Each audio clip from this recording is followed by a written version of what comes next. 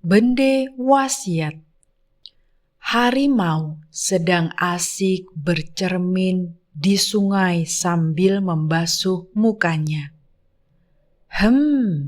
Gagah juga aku ini.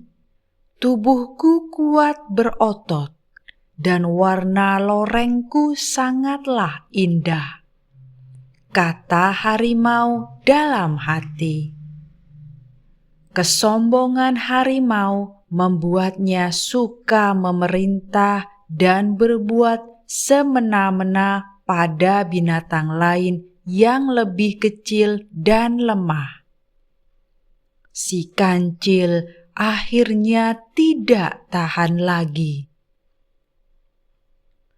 Benar-benar keterlaluan si harimau, kata kancil menahan marah.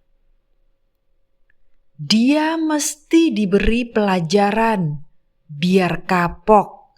Sambil berpikir di tengah jalan, kancil bertemu dengan kelinci. Mereka berbincang-bincang tentang tingkah laku harimau dan mencoba mencari ide bagaimana cara membuat si harimau kapok. Setelah lama terdiam, aku ada ide, kata si kancil tiba-tiba. Tapi kau harus menolongku, lanjut si kancil. Begini, kau bilang pada harimau kalau aku telah menghajarmu karena telah menggangguku. Dan katakan juga pada si harimau bahwa aku akan menghajar siapa saja yang berani menggangguku, termasuk harimau. Karena aku sedang menjalankan tugas penting, kata kancil pada kelinci. Tugas penting apa, Cil? Tanya kelinci heran. Sudah, bilang saja begitu. Kalau si harimau nanti mencariku, antarkan ia ke bawah pohon besar di ujung jalan itu. Aku akan menunggu harimau di sana.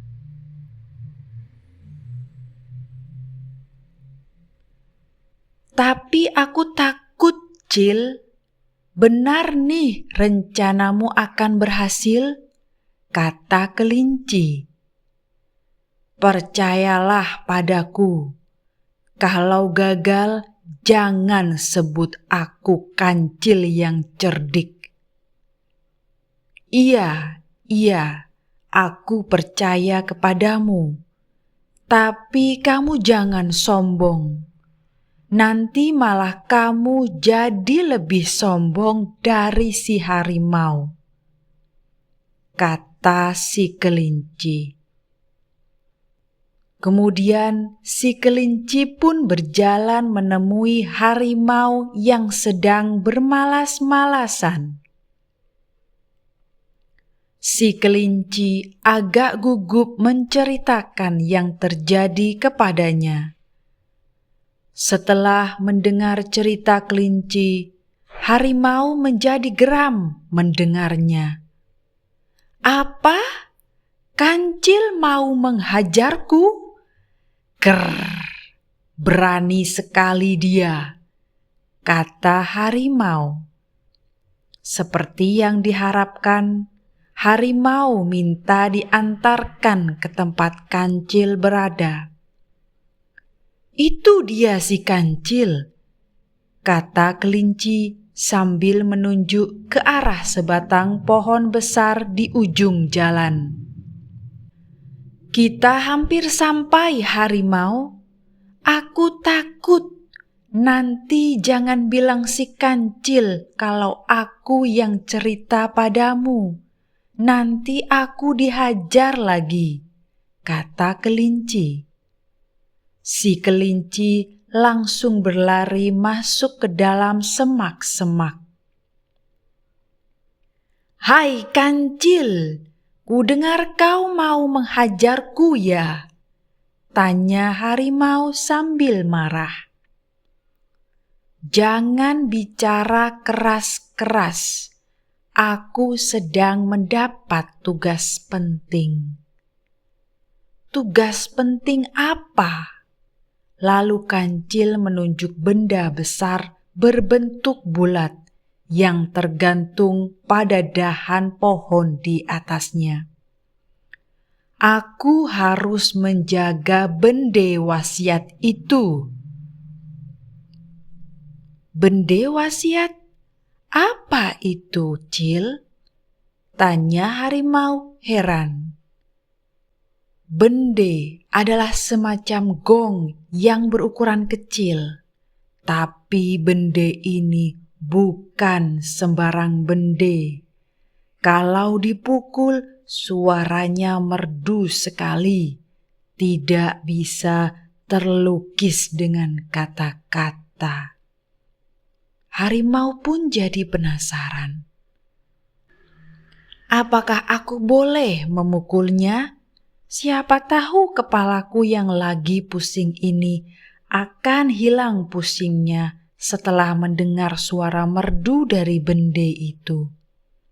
"Jangan, jangan," kata kancil.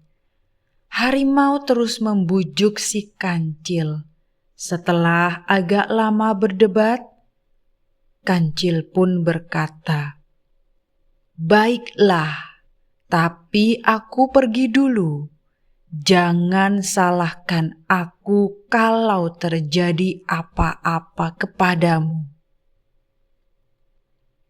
Setelah kancil pergi, harimau segera memanjat pohon dan memukul bende itu.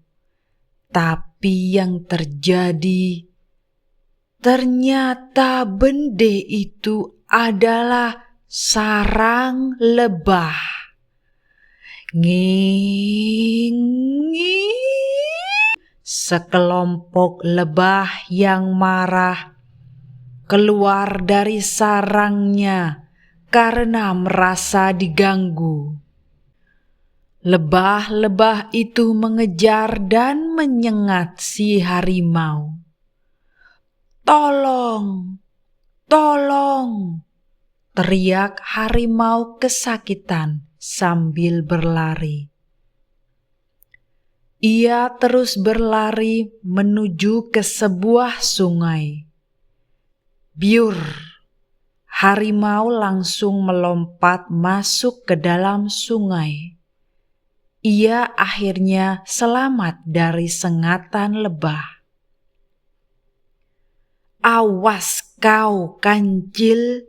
teriak harimau menahan marah. "Aku dibohongi lagi.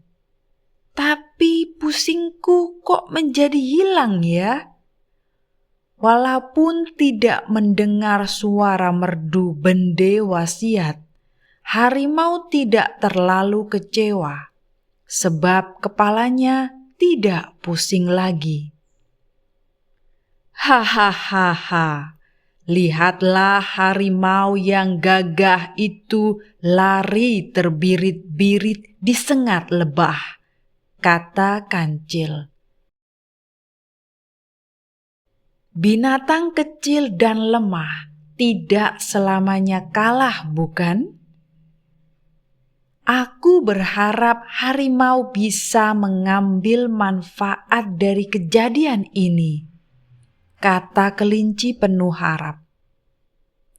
"Semua makhluk hidup mempunyai kelebihan dan kekurangannya masing-masing. Oleh karena itu, kita tidak boleh sombong dan tidak boleh memperlakukan makhluk hidup secara semena-mena, karena hukum karma itu ada